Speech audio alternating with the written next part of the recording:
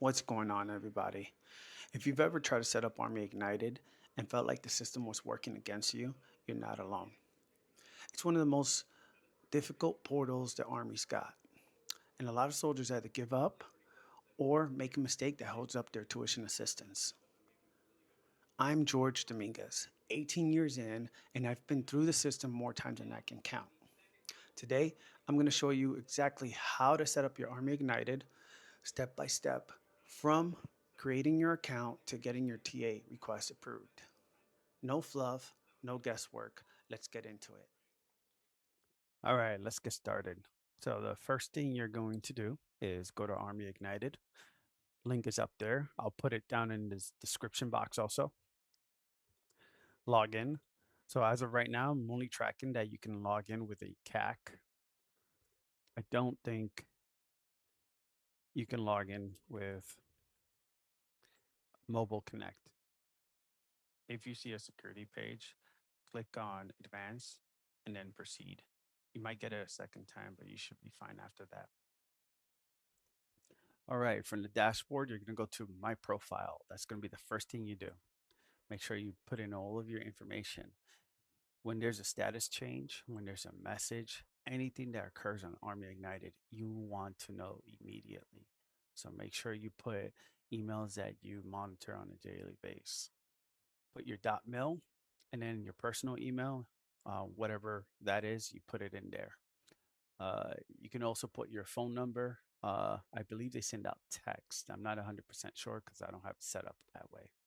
Now, once you're done here, go over to the supervisor tab, put in your supervisor. Now, that can be your commander, your platoon leader, your platoon sergeant, your squad leader, or your team leader, however your unit has it set up. Different local policies. So speak to your leadership and find out who your supervisor should be first before you put anyone in. All right, once you have this done, you have to complete 2 tasks. And that's going to be a YouTube video and your Kuder journey. So when you do the YouTube video, it's only a couple of minutes. You view it. Once you're done, there's a certain verbiage that you're going to message your local education office. So this is the verbiage here at the bottom of the screen. You're going to send the same exact words over to your education office. Once that message is sent out, move on to your Kuder journey. Follows these steps. And once your assessment is done, you go ahead and send another message to your education office with that assessment attached. Now, you'll have to send a third message out to your education office, and that's going to be your evaluated degree plan. I'm assuming that if you're in here, you are already registered for school or you're in the process of registering. Well, once you speak to your advisor, whether it's in person or over email or phone, make sure that you ask them for your evaluated degree plan, not the roadmap, not what your program looks like. You need the EDP, evaluated degree plan. Why? Because ArmyIgnitED, once you submit those first 2 messages, they will allow you to register for 2 classes. However, you will not be able to register for a 3rd or 4th class until you send in your evaluated degree plan. All right, so the next thing you're going to do is education goal. So you're going to go in and you might have something here, you might not. Just know that if you currently have an education goal, and let's say you're doing your bachelor's, you cannot sign up for the master's until the bachelor's is completed.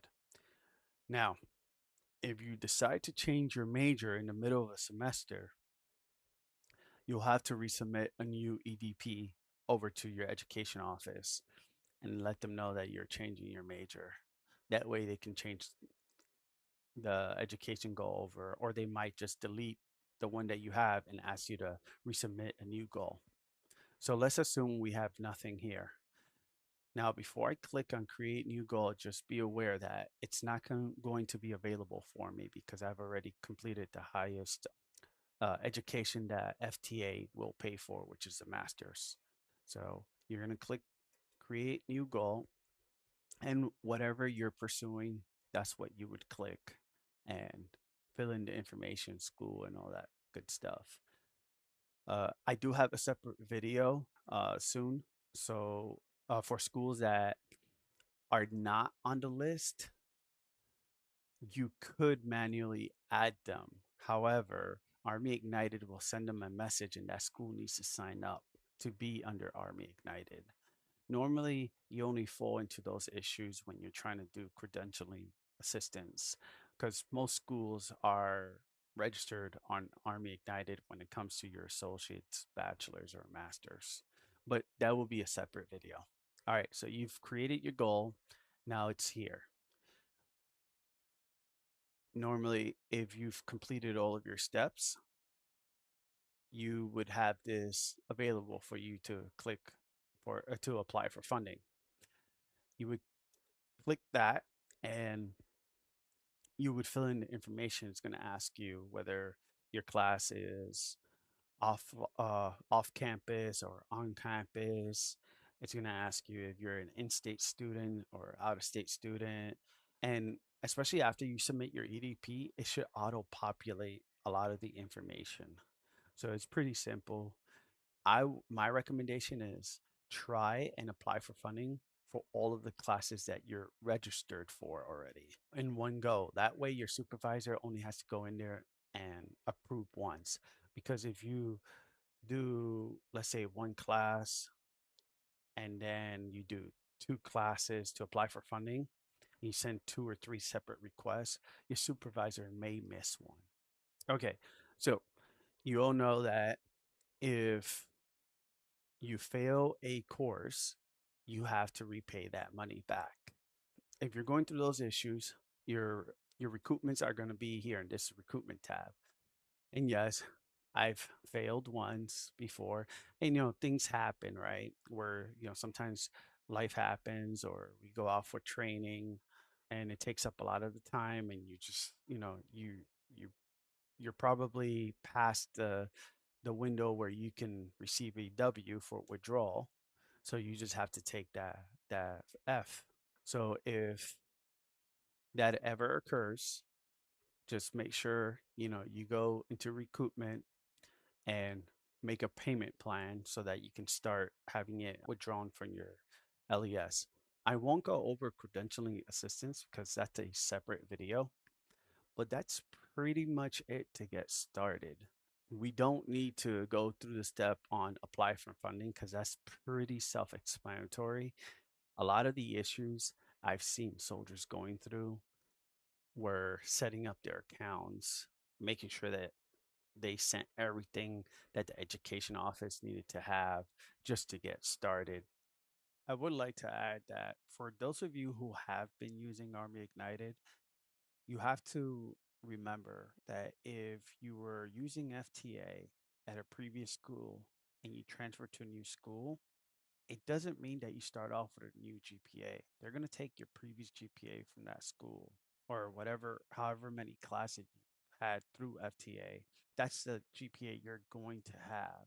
So if you failed a couple of classes and then you transfer schools thinking that you're going to start, with a clean slate, that's not the case.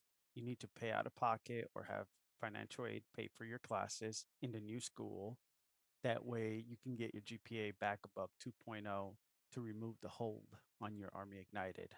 Now, if your GPA stayed above 2.0 when you transferred in from the previous school, then you should be fine. Do take notice how I haven't spoken in regards to GI Bill.